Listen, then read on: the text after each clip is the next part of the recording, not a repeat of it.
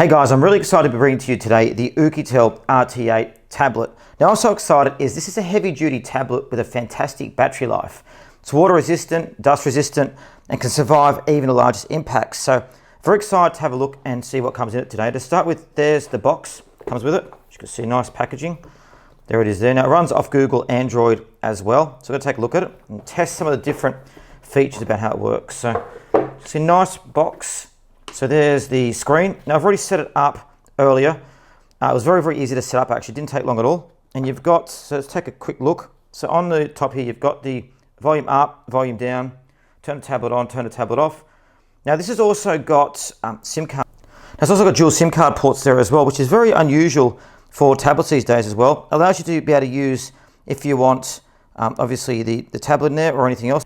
You can have a look, it's got the tablet ports in there which you can use as well. Now, it's got a 20 megahertz battery in there as well, which means it gets a lot of battery life. Now, it's 15.1 millimeters thick and it weighs 996 grams. Now, it's a bit heavier though, but with this, you're getting a robust tablet as well. So, very important to note. We'll go into technical specification about that shortly. And there on the back, you have the batteries as well. So, it's got a 40 megapixel camera as well. Got night vision and stuff like that, which we'll be talking about shortly. So, let's go back to the box. They've also included a few pretty cool features in here as well. So let's take a look. So to start with, you've got the user manual. Again, this is very, very easy to set up though. I'll talk about that shortly. You've got the pin for obviously the SIM cards.